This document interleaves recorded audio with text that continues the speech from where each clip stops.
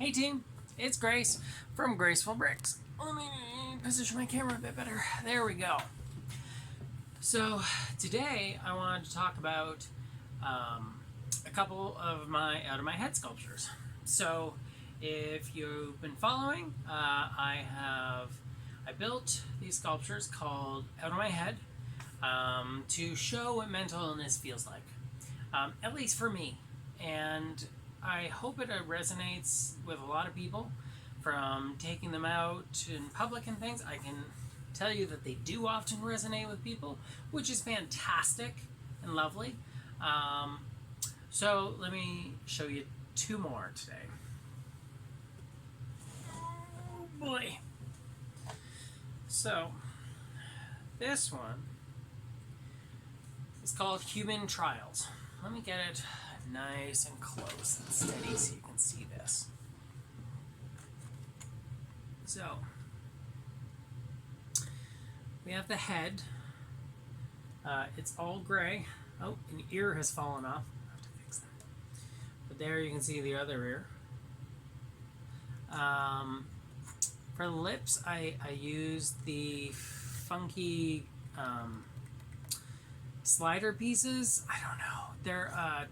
They are a plate, but it's got like a lip to it, so it can slide in and out of a groove. I had two long ones, so I used those. And then on the eyes, these are pieces from Nexo Knights. They came in little packs with shields. So you could get all kinds of different shields with these. And then you could mount them on here. And actually you could mount them on here and make like a ball with the right process. So I thought that was pretty cool.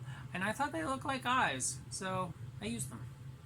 And then up top here, we have, it's kind of almost too bright. But you can see that there's a lab scene, right? So you've got, over here, you've got the workspace area. You've got all these vials. There's a head in a jar. You've got needles, syringes down here, and a computer, more vials. You've got a containment chamber, like a high-risk vented chamber with controls, and inside you've got robotic hands. And then you've got just like a whole bunch of animals up here. So we have a bat here. There are cats, dogs, monkeys, birds, snakes, and then right up front here is a person. And this person doesn't look very happy about it. They're actually in handcuffs, and they're sitting up there. So I built this one because I want to talk about medication. I want to talk about drugs and pharmaceuticals in treating mental illnesses. So a lot of times people, will recommend drugs that you should be on. Your doctor might recommend treatment option. I myself have been on many different medications, and I am still on various medications. For me, that's an essential thing in allowing me to live, period. Without medication, I can't sleep at night anymore without medication. I wouldn't be able to function on a daily basis. And very quickly I would probably spiral out of control.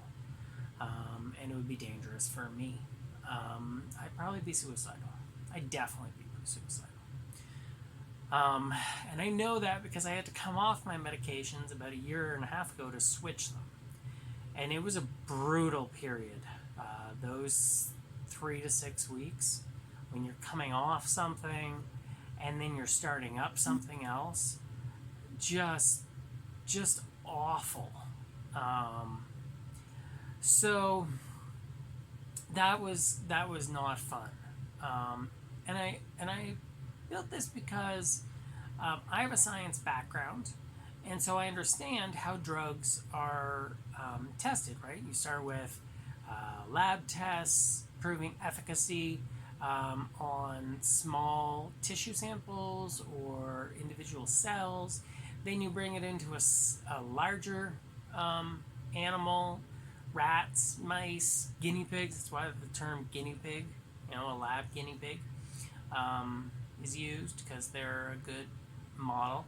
And then you take it up to something that's more human, so monkeys, primates. And then you have human trials. And at first, you can do human trials just sort of in I gave it to this patient and they were struggling and they got better.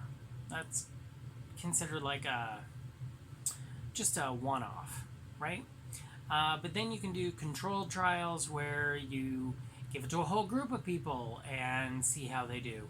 Or you can do a double-blind placebo-based trial where people are randomly selected to either get the drug or to get a placebo, and they take it as well. And that just determines, how well things work. But as much as we would wish that psychiatry and pharmacology are exact sciences, they aren't. And so, if you get the flu, there's medication you can take. We're living through a pandemic right now, and we've had several vaccines developed. And so to prevent you from getting sick, you can take a vaccine. There's medication for all sorts of things, if you get cancer or whatever. But when it comes to psychiatry, it's sort of a roll of the dice. And you take this med and you try it for 6 weeks so that it gets fully effective, and then you wait until you can see your psychiatrist again, which usually is months after that. And if it's not helping, then you have to come off it and go on to something else, and it's this whole process. And so, while the experts may do their best to make these drugs effective and to know how to prescribe them and in what doses, in effect, a lot of times you feel like you're living through a trial. You're living through just an experiment, And I've had that experience several times where, doctors said, well, we're going to try you on this.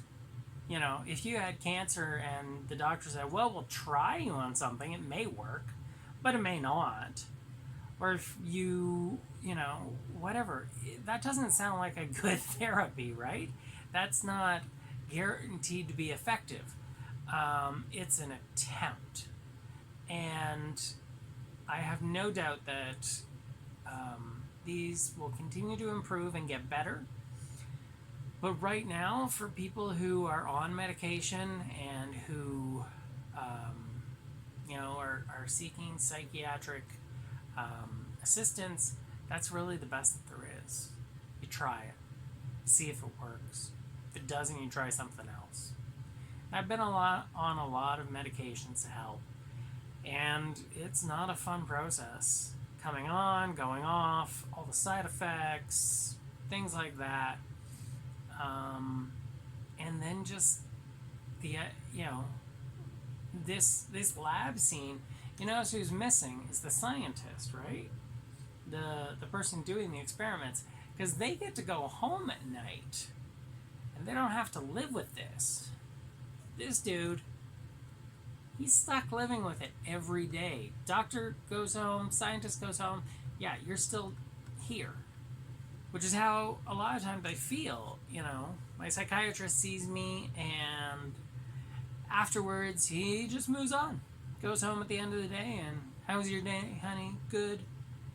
Whereas I'm stuck trying out meds to see if it'll save my life or not.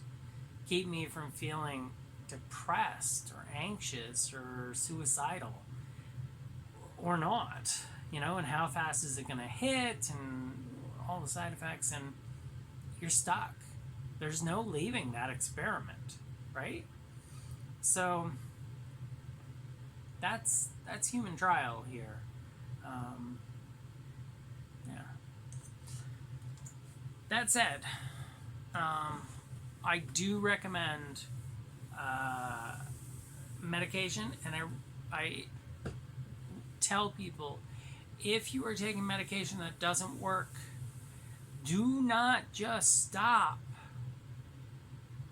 If you stop your drugs without alerting friends, family, and your doctor, especially whether it's a psychiatrist or a general practitioner or whoever, if you do that, tell your therapist too, by the way, that's when you're most at risk for becoming suicidal.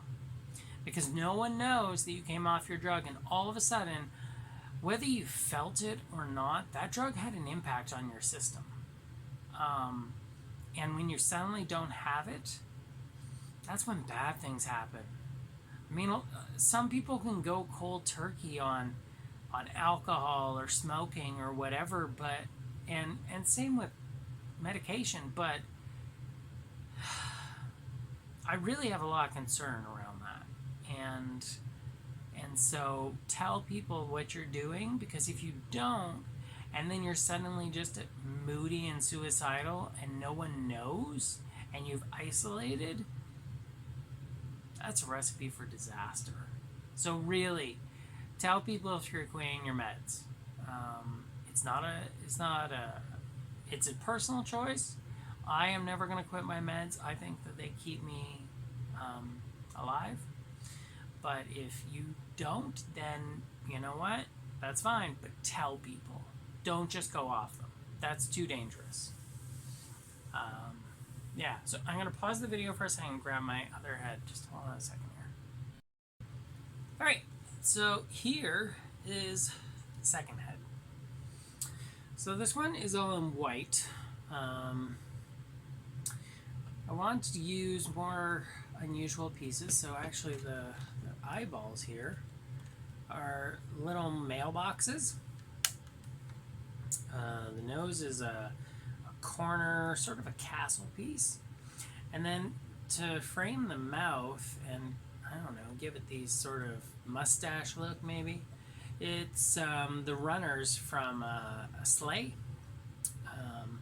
or a sled. Got ears. Woohoo. And then up top here, got all this ice and snow. So this one's called Frozen. Shock, I know. And there's a little bit of a secret with this one, which is that in the middle, there's this big block of ice, and inside, if you look closely, there's a key. So this one I built not to talk about cold sensitivity or the harshness of winter in Canada, although both of those are legit points. Partly it was to talk about the toughness of winter. Actually, now that I think about it, winter's hard. Especially in Canada, where we get a lot of snow and not a lot of daylight, and seasonal affective disorder is not good, and definitely something that I do struggle with. I'm not as active in the winter, and my sleep pattern will often get off, and I'll turn nocturnal, so I'll be awake all night and then sleep during the day. Which, I mean, to be fair, there's only like 6 hours of daylight. That's not true. There's like 8. Anyway, but missing that sunlight gets hard. But what I really wanted to focus on with this one was the idea that there's, sometimes, even though you can see the solution, you can't do anything about it. You're stuck. You're frozen in place. there's that notion of fight or flight response, right? But another one is freeze. And a lot of us deal with that. We get stuck in a mindset, or we get stuck in a mood, or our mental health goes down the toilet and we got nothing to improve it with.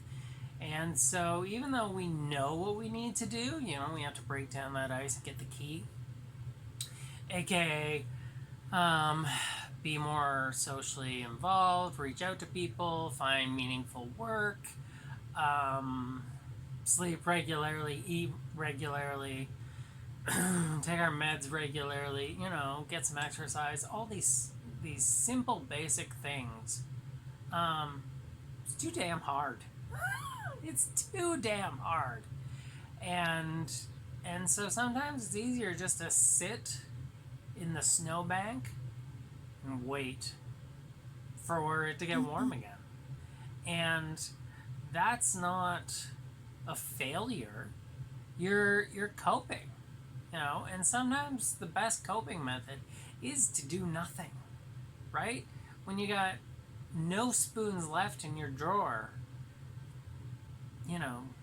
using a fork to eat soup just doesn't work. It does work. But come on, that's not. It's an analogy. You get it. I know you do.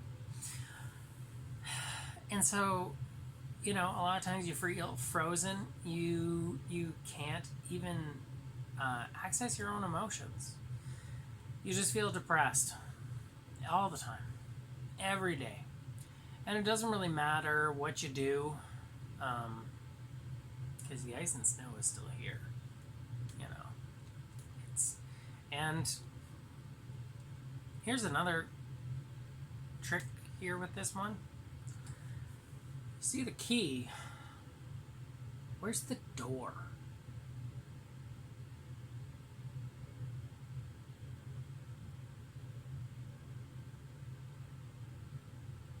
There isn't one. So, the idea of a key, well, there's got to be a door, but what if there isn't? Right? You can have all the techniques, and believe me, I've been there. I've had everything line up right. I'm exercising, I'm eating right, I'm being involved with friends in a community, I'm doing things that I enjoy every day. I'm practicing yoga on a mountain in the morning as the sun comes up. I still feel like shit. I still feel depressed. So sometimes all you got is the key, and that's a huge fight to get to, but getting it in the door, where's the door? Maybe there isn't one. So, this is another one of those struggle ones, and that's just how it is sometimes.